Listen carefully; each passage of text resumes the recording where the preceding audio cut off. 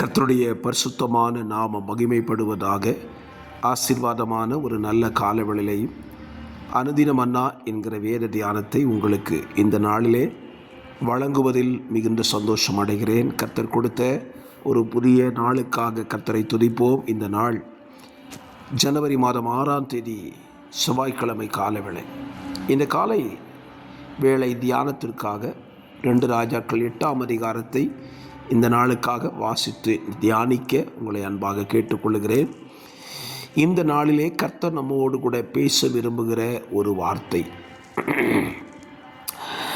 அதனுடைய 13வது வசனம். அப்பொழுது ஆசகேல் இந்த பெரிய காரியத்தை செய்ய நாயாகிய உமது அடியான் எம்மாத்திரம் என்றான். அதற்கு எலிசா, நீ சீரியாவின் மேல் ராஜாவாவா என்பதை கர்த்தர் எனக்கு தெரிவித்தார் என்றார்.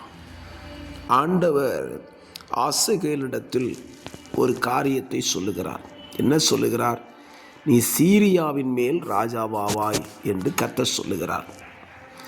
இந்த ஆசகேல் யார்?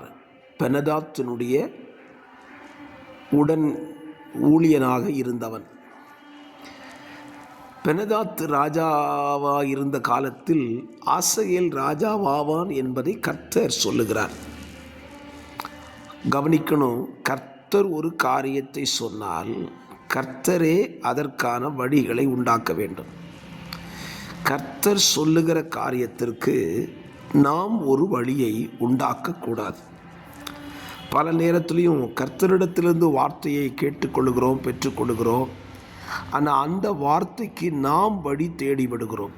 நம்முடைய வாழ்க்கையில் நேரிடுகிற ஆபத்து அது ஒன்றுதான். இந்த காலவெளியில் சொல்லுவேன், நீங்கள் கர்த்தர் உங்களுக்கு சொன்ன வார்த்தைகளை பிடித்து கொண்டு அதில் நீங்கள் வழிகளை தேடி அந்த வார்த்தையை அடைய நாடாதிருங்கள். இங்கேயும் பாருங்கள், ஆசகேல கர்த்தர் ராஜாவாவேன் என்று சொல்லிவிட்டார். அப்போ ஆசகேல் என்ன கேட்டிருக்கிறார்? எப்படி ஆண்டவரே இது நடக்கும்? என்னால் இது நடக்கக்கூடிய வாய்ப்பே இல்லையே என்று அவன் ஆண்டவரிடத்தில் கேட்டிருக்க வேண்டும்.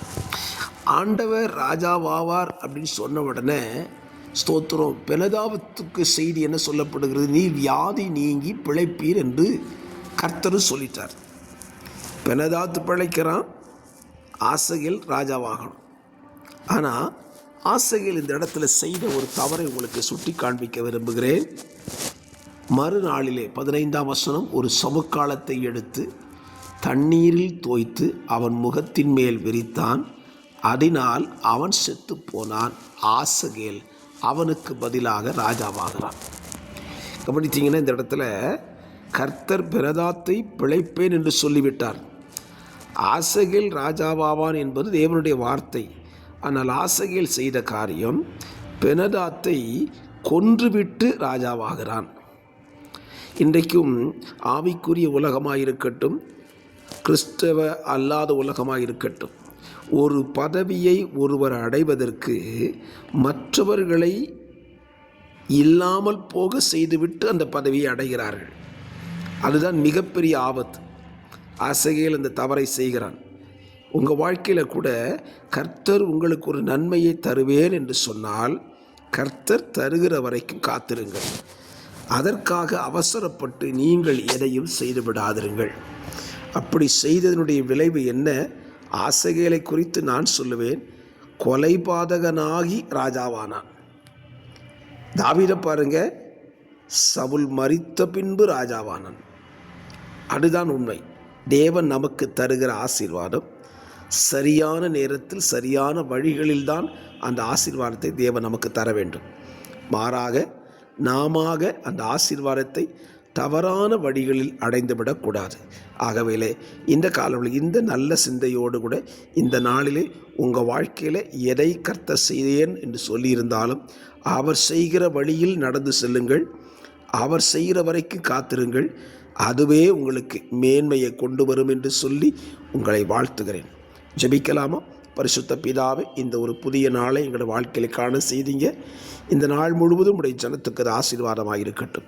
நீங்கள் அவர்கள் வாழ்விலே செய்ய நினைக்கிற அற்புதமான காரியங்களை நீர் செய்கிற வரைக்கும் காத்திருந்து அதை பெற்றுக்கொள்ள உம்முடைய ஜனத்துக்கு நீர் அனுக்கிரகம் செய்யும்.